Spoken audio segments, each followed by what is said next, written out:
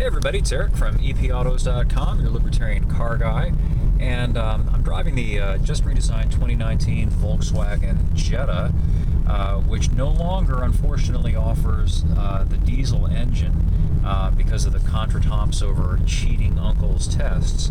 So Volkswagen has had to kind of rethink things and figure out how are they going to make the Jetta stand out relative to other smallish cars like the Chevy Cruze, which you can still get with a diesel, and the Toyota Corolla and the Mazda 3.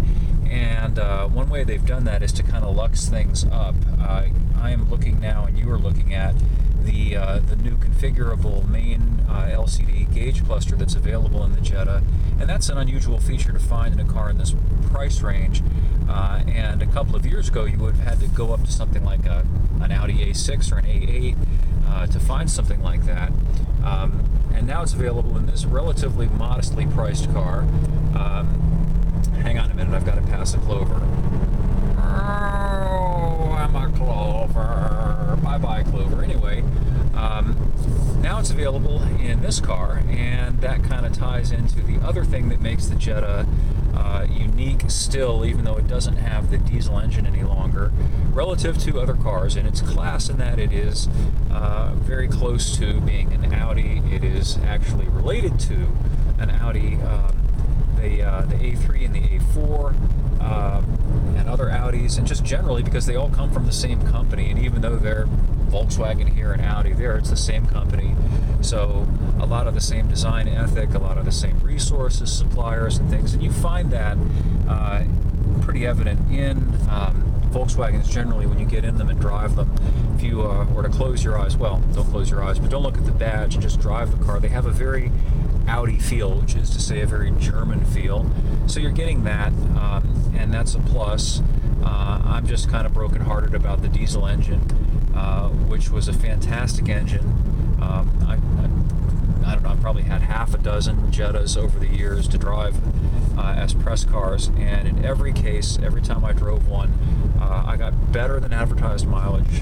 That car was capable of getting more than 50 miles per gallon on the highway, which is exceptional. It's right up there with the Toyota Prius hybrid, but without all the hybrid garbage and the hybrid cost. If you checked into it, you'd find that the Prius cost, I think it's about $2,500 more than the TDI-equipped Jetta, which was, if I remember correctly, about $22,000 and change versus $24,000 and something for the Prius. So it's a real shame because that car was tremendously efficient, lots of fun to drive. Not that this one isn't, but it's just a shame that you can't get it, at least for now, with the diesel engine. It might possibly return. I'm hoping that it will return, but for now, the only engine that's being offered in the US spec 2019 Jetta is the 1.4-liter turbocharged engine that was available last year. And by the way, the 1.8-liter engine's not available any longer, and the 2.0-liter engine's not available anymore. It's possible that something might be reintroduced later this calendar year, maybe for 2020, but for now, that's it. On the upside, there's actually a price cut for the new Jetta versus last year. It's a few $100s less to start than it was previously, and there are some other upgrades.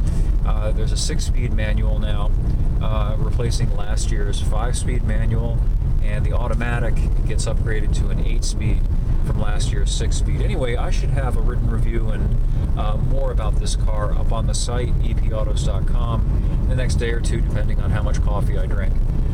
And we'll try and get you some Clover videos and some other fun stuff as well.